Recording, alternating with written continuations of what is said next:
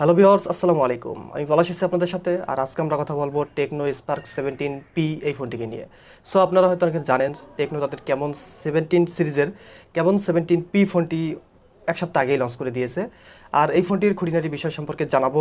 যদিও লেট হয়ে গেল, তারপরেও আমরা আসলে এই ফোনটি সম্পর্কে মোটামুটি অনেকটাই জেনে গিয়েছি এবং আমাদের এই ফোনটা সম্পর্কে কি বলার আছে, মূলত খারাপ দিক এবং ভালো দিক, এগুলোও আপনাকে জানাবো।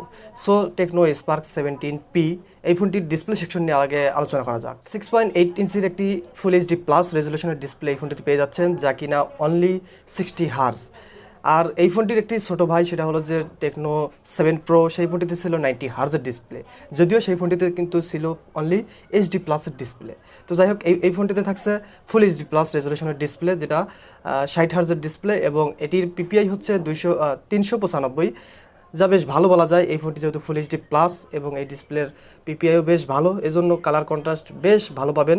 এবং এখানে কিছুটা শার্পনেসের অভাব আপনারা লক্ষ্য করবেন না, যেহেতু এটি ফুল এইচডি প্লাস ডিসপ্লে। এবং এই ফোনটিতে থাকছে একটি 5 হোল ক্যামেরা সেটআপ, যেটা অনেকাংশে ছোটো করা হয়েছে, এবং এই 5 হোল ক্যামেরাটা দেখতেও বেশ ভালো লাগে।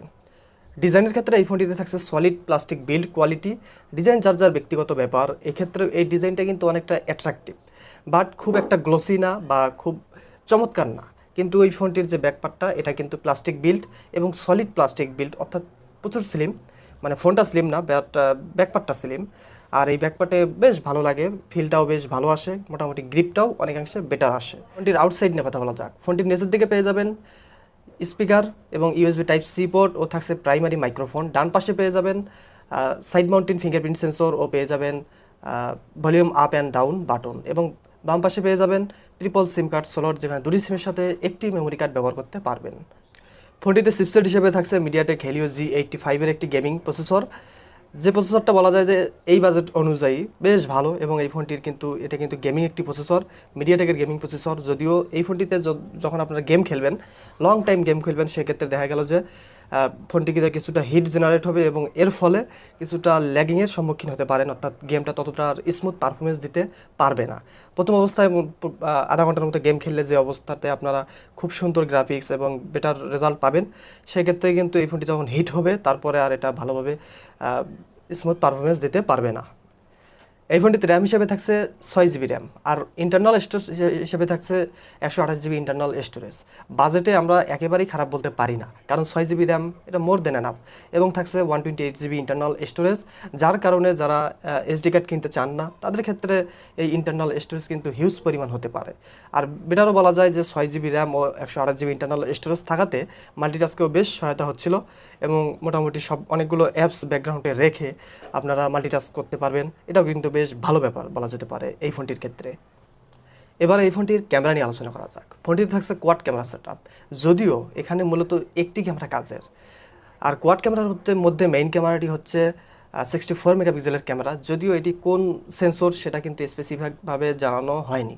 আর এই ফোনটির অ্যাপারচার থাকতেছে f1.9, আর একটি থাকতেছে ম্যাক্রো ক্যামেরা, যেটা 2 মেগাপিক্সেলের, আরেকটি থাকতেছে ডেপ সেন্সর ক্যামেরা, যেটাও 2 মেগাপিক্সেল, আরেকটি থাকতেছে QVGA ক্যামেরা, মানে এটার কাজ হচ্ছে AI সিন ডিটেক্ট করা, বেশ ভালো ব্যাপার।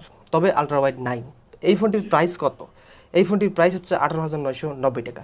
তো 18,990 টাকায় আমরা আলট্রা ওয়াইড ক্যামেরা পাচ্ছি না, এটা কিন্তু বড়সড় একটা খারাপ ব্যাপার বলা যেতে পারে। এই বাজেটে যারা মোটামুটি একটা সব অলরাউন্ডার ক্যামেরা সেটআপ চান, তাদের ক্ষেত্রে কিন্তু এটা কিন্তু আপনাদেরকে খুশি করতে পারলো না, কারণ এখানে আলট্রা ওয়াইড ক্যামেরা থাকতেছে না। মেইন ক্যামেরা বেশ ভালো ডে লাইটে, তবে এখানে ডে লাইটেও কিছুটা শার্পনেস আবার ডিটেলের ঘাটতি লক্ষণীয়। আর লো লাইটের ব্যাপারটা হচ্ছে এরকম যে লো লাইটে কিছুটা লাইট কম থাকলে ছবিতে ফেড ভাবটা এসে যাবে, অর্থাৎ ততটা কালার কন্ট্রাস্ট বা স্যাচুরেটেড থাকবে না। এবং থাকতেছে লো লাইটেও গ্রেনের সুবিধা, মানে ডিজিটাল গ্রেন তো থাকবেই। ফ্রন্টে থাকতেছে 16 মেগাপিক্সেল ক্যামেরা, এটি কিন্তু বেশ ভালো শার্প ইমেজ দিতে পারে, এবং এই ক্যামেরাটি কিন্তু ডে লাইটেও বেশ ভালো কাজ দেখিয়েছে এবং লো লাইটেও। এবং ডে লাইটে বেশিরভাগ ছবিগুলো শার্প পাবেন এবং ডিটেইলও বেশ ভালো থাকে। এবং এই ফোনটি দ্বারা ভিডিও করতে পারবেন 2K রেজলিউশনে, অর্থাৎ 4K নাই। এই বাজেটে 4K নাই, এটা কিন্তু আসলে মেনে নেওয়া অনেক দুঃখজনক একটা ব্যাপার। 4K থাকতেছে না, 2K থাকতেছে, 2K দিয়েই কাজ চালিয়ে যান। এবার এই ফোনটির ব্যাটারি নিয়ে আলোচনা করা যাক। এই ফোনটিতে থাকছে 5000 mAh ব্যাটারি এবং এই ফোনটির সাথে থাকতেছে একটি 18 ওয়াটের ফাস্ট চার্জার। অনায়াসে বলা যেতে পারে যে 5000 mAh ব্যাটারিটি ব্যাকআপ দিতে পারবে একদিনের মতো। যারা হেভি ইউজার বা মডারেট ইউজারের চেয়ে একটু বেশি ইউজ করে থাকেন, আর যারা মডারেট ইউজার হয়ে আছেন তারা তো মোটামুটি 1.5 দিনের মতো ব্যাকআপ পাবেন এই ফোনটি দ্বারা, অর্থাৎ 7 থেকে 8 ঘন্টা স্ক্রিন অন টাইম পাবেন এই ফোনটি দ্বারা। তাই বলা যেতে পারে যে এটা বেশ ভালো ব্যাপার। আর ফোনটিকে ফুল চার্জ দিতে সম্ভবত 2.5 ঘন্টার মতো সময় লাগে, একটু কম হতে পারে। আর এই ফোনটিতে ওএস হিসেবে আছে Android 11 based on iOS 7.6। iOS 7.6 একটি কাস্টম ইউআই, যদিও এই ইউআইটা অন্যান্য ইউআইয়ের সাথে অনেকটাই আলাদা। আপনারা যদি অন্যান্য ফোন থেকে এই টেকনোর কোনো ফোনে শিফট করেন সেক্ষেত্রে বুঝতে পারবেন যে এর ইউআইয়ের কতটা পার্থক্য আপনার দেখতে পাবেন। তো যাই হোক, এই ইউআইটাতে কিন্তু অনেক বাগস রয়েছে এবং অনেক অ্যাড শো করে।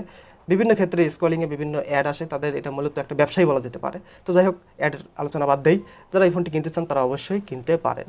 সো 18,990 টাকায় এই ফোনটিতে আমি কী ভালো দেখলাম। মেইন ক্যামেরাটা হচ্ছে 64 মেগাপিক্সেল ক্যামেরা এবং ফ্রন্ট ক্যামেরাটা 16 মেগাপিক্সেল ক্যামেরা, বেশ ভালো। এবং থাকতেছে একটা গেমিং প্রসেসর, এটাও ভালো। এবং থাকতেছে সুন্দর লুকিং ডিজাইন, এটাও ভালো। তাহলে 5000 mAh ব্যাটারি থাকতেছে, এটাও ভালো। তবে খারাপ কী ছিল?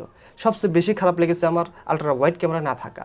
এখানে কিন্তু একটা আলট্রা ওয়াইড ক্যামেরা দেওয়া যেত, খুব একটা তাদের লস হতো বলে আমি মনে করি না। তাই আলট্রা ওয়াইড দিলে খুব ভালো হতো।